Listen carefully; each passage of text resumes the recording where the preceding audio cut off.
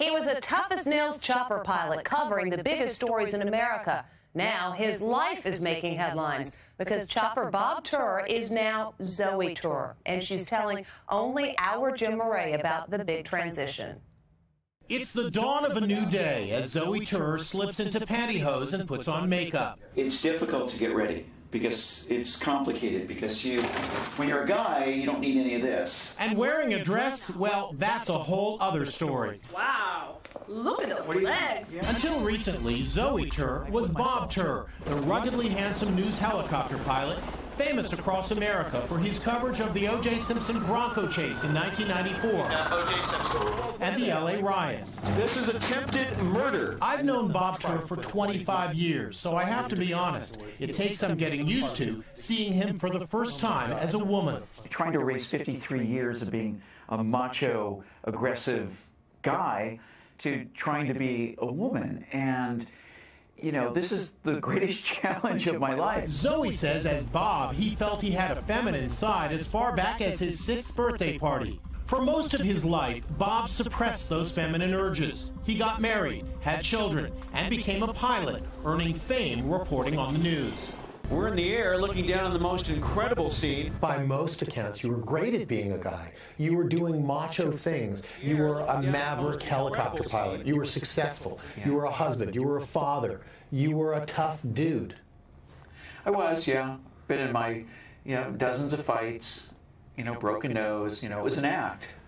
I was portraying a part. Bob's ex-wife, Marika, says she never had a clue her husband was secretly yearning to be a woman. He was a man on a mission, someone who knew what he wanted to do and would get whatever he wanted. Very macho, almost dismissive of women.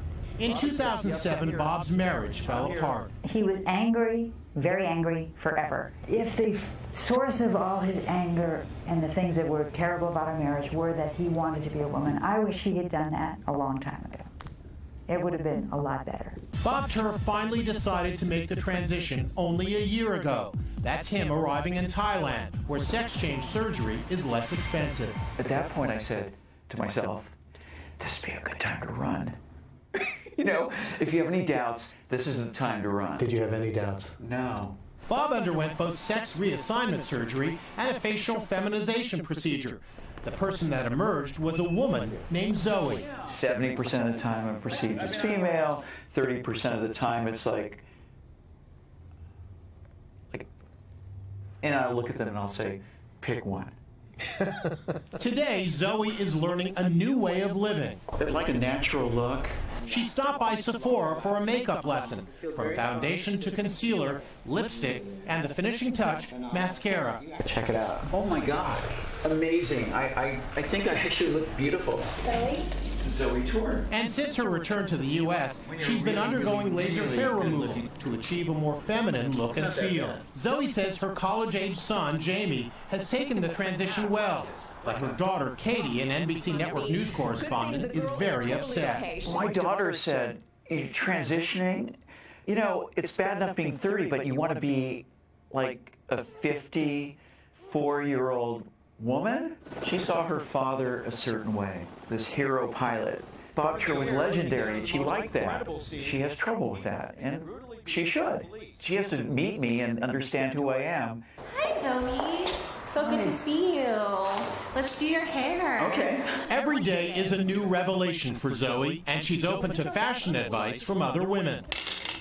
Oh, wow. Look at that. That's How's it look? Gorgeous. I love it. I knew. Zoe is looking to meet a nice guy. She'd like to get married again, and she also wants to make amends with ex-wife Marika. Bob, Zoe, that the first time I see him would be on camera. This is the first time Marika will be seeing her ex-husband as a woman, and she's very nervous about it. Well, you do look different, I have to say.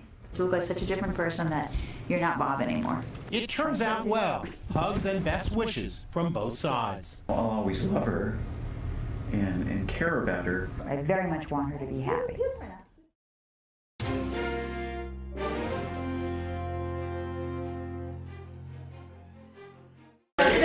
Any reactions to the Jordanian pilot ISIS said was burned alive?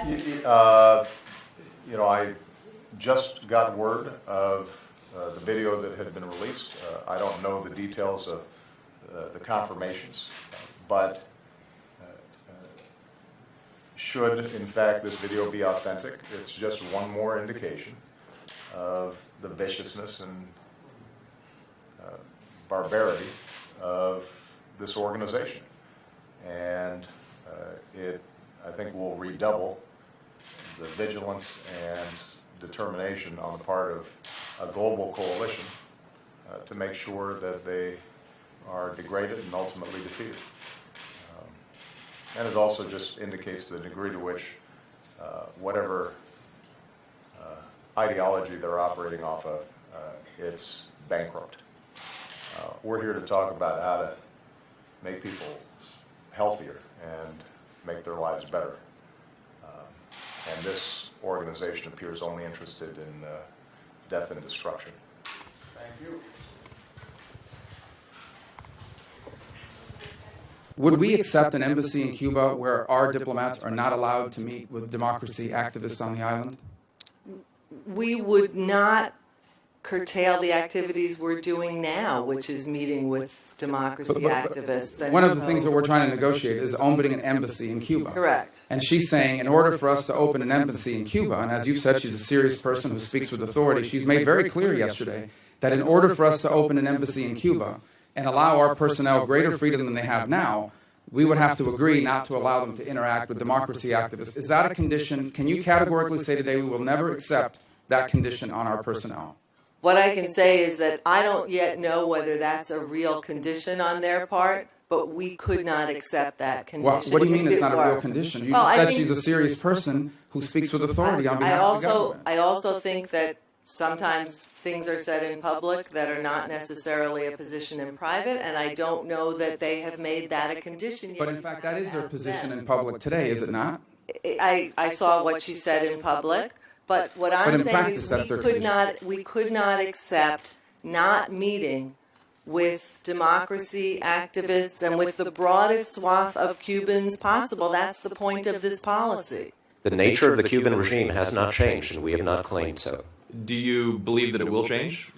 I am absolutely confident that the Cuban people who have been fighting for change in Cuba are going to prevail, and I think they will be more empowered to prevail as a result of this new policy. And do you believe the Castro regime will become your partner in that empowerment?